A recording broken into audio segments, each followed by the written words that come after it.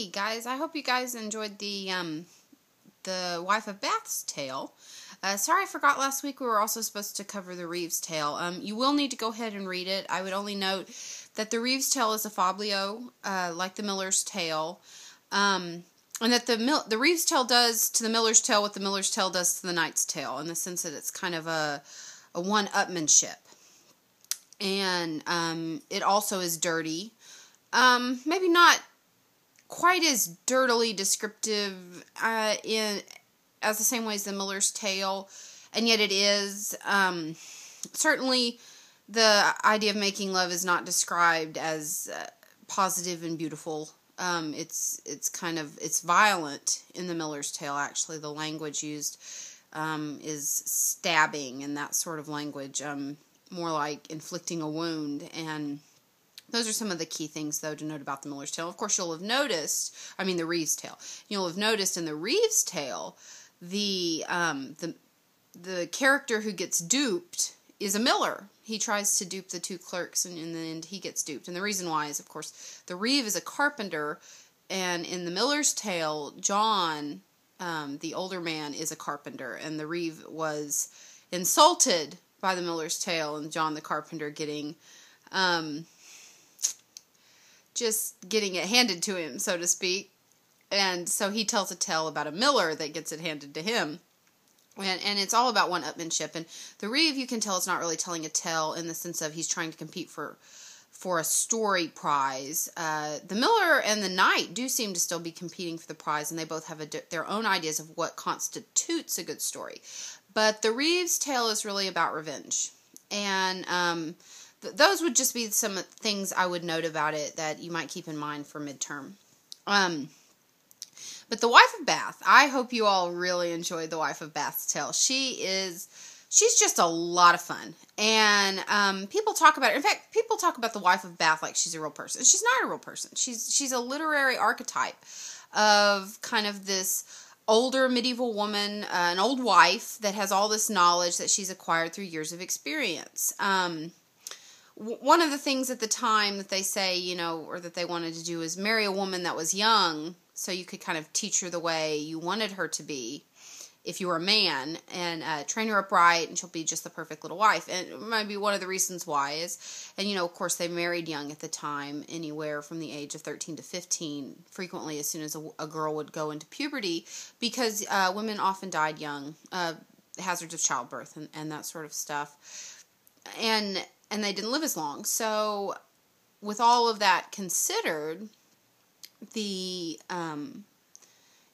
younger wives were more desirable. But as women did get older and they had children, or they would have multiple marriages, especially because they would often marry older men who were more settled in terms of land and money and estate and all that sort of thing, and then that older man would die, then the younger wife would learn something, but she'd also often inherit, and it would be a way for a woman to gain some power. There were two positions, maybe three positions of considerable power for women at the time. One was to be in the church, as we kind of talked about, in the sense of being like a prioress or nun. You had some control over your own body then. Another was to be a queen. Obviously, to have some kind of state position would give you some power. And the other position was to be a widow. Widows had more power. They had their own land, and they managed it. In fact, legally, women had more land rights in the Middle Ages than they did in the 1800s, because Queen Victoria took away the right for women to own land and property.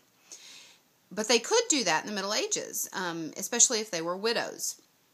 And their husband would leave them. He wouldn't leave them the greatest part of his estate, but he would often leave them a small area with a house on it, if they were landed, and they had some wealth, to help her through her older age. Now, if you didn't have that sort of living conditions, if your husband was not well off, that you might have a number of options, including living with a relative, going to the church, going to work or help at a larger castle or establishment. Some women would also establish trades, though. In fact, in Germany, women are known as beer makers. And in this instance, what we see is a woman who's been married multiple times and been married so many times that she really has a mind of her own. Her experience has taught her a lot. She's not that young 14-year-old girl who's really innocent and really impressionable, kind of flighty. No, this is a settled older woman, probably in her 40s, what we would call middle-aged, but at the time was considered quite aged. And she's had a couple of old, rich, good husbands and some younger husbands, because the good, rich, old husbands left her their estates and their property, and part of that would be cloth making, because she is involved in cloth making. And when they left her their property, she became kind of a woman of means, and so she was actually able to attract men that, was kind of the tide turned. Instead of a young woman who needed money and property from a man, she is now a woman who can furnish money and property to a younger man, and so she can kind of marry to her heart's desire, and she does have some power, at least that's the story that we are getting here.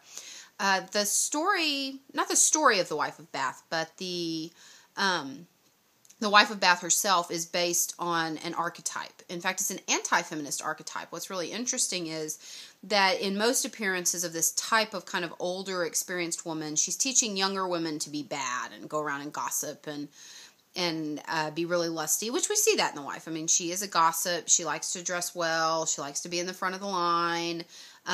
She definitely likes bed sports. She's not at all faithful to her husbands. And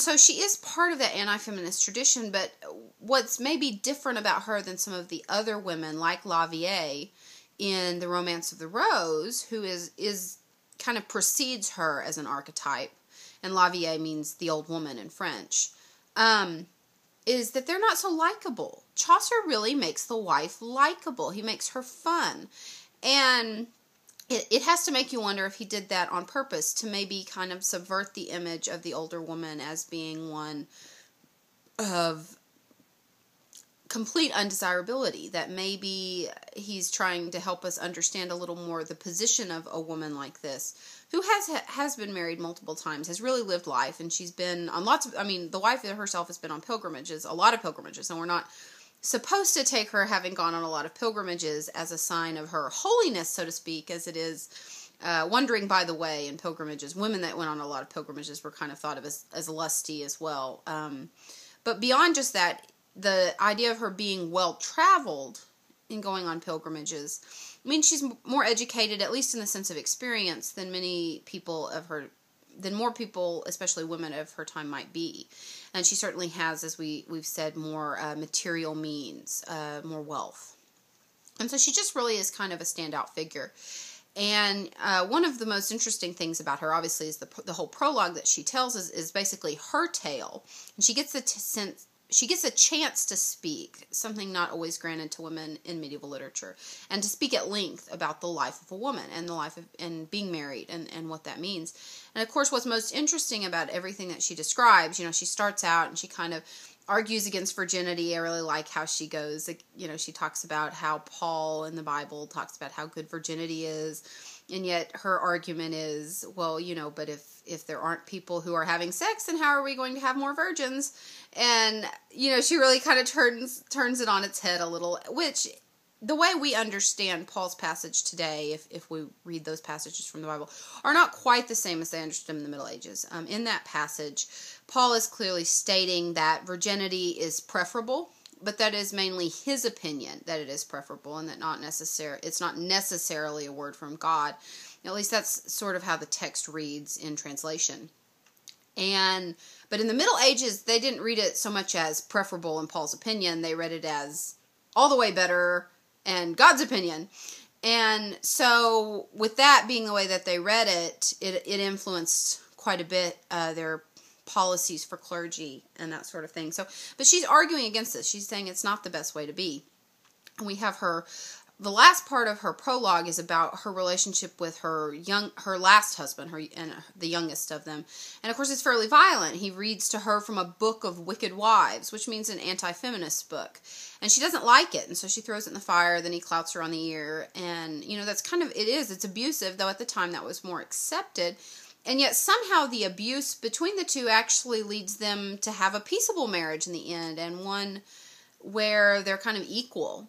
And then we move into the tale itself, and the tale in some ways is just not as interesting as The Wife of Bath and her character. The tale itself is an old one. They're really, really popular at the time. And it falls under the Loathly Lady tradition. And that's kind of an interesting set of words, I know.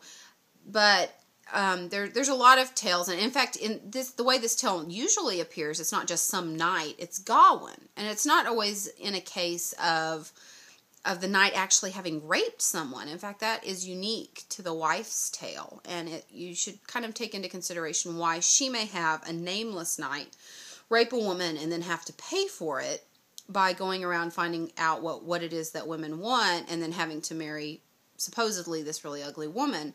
Is he having to pay for what he did? Because that's certainly not acceptable. And all of that's very, very sudden and upfront at the beginning of the story. And of course, the only really important characters that seem to be named are like Guinevere and Arthur. I mean, we don't have much in the way of names for characters. And Arthur is definitely under the power of Guinevere and her ladies in the court.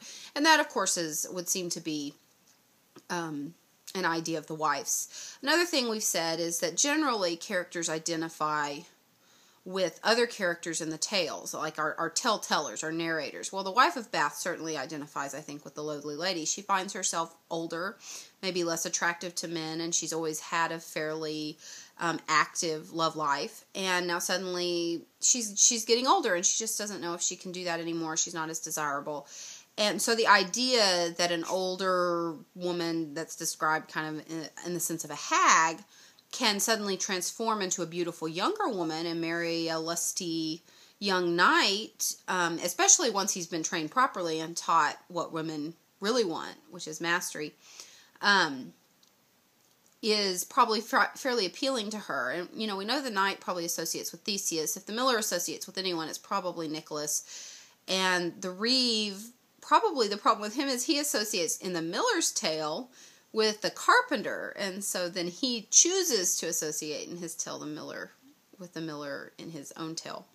He associates the two millers, basically. And so we see all these associations. We see the telltellers showing up in the tales. Sometimes they put themselves into their tales in that way, or at least associate with characters in their tales, or sometimes they put other pilgrims into their tales. And that's kind of interesting. It's just kind of that layered narrative effect that we had talked about a little.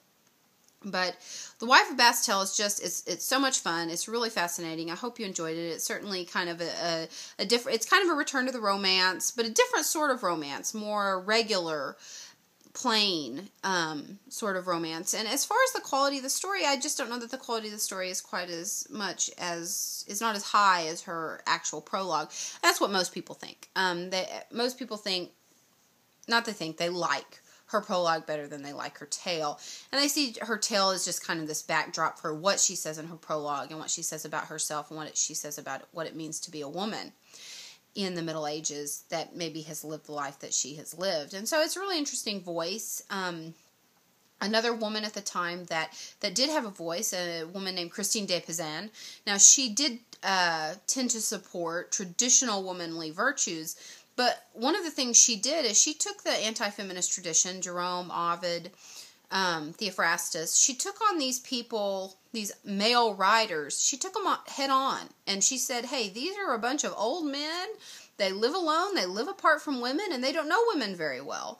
And, how do you think a good God, with the belief in that at the time, how do you think a good God would create such a creature, half of the population, of such horrid creatures as women? And she takes it on, and with reason, she argues against the anti-feminist tradition. And so you did have women at the time who were arguing against anti-feminism and saying, hey, look, women are pretty good too. We do our part to live well, and there's a lot of bad men out there in power doing a whole lot more damage than women. And so you can end with the idea of a couple of medieval feminists, one literary, one real, and I definitely encourage you to look into Christine de Pizan. She's fascinating. Her book of the City of Ladies is a wonderful read where she really challenges those ideas. And And I hope you've enjoyed The Wife of Bath's tale and briefly mention of the Reeves tale. And I look forward to hearing you all on discussion boards.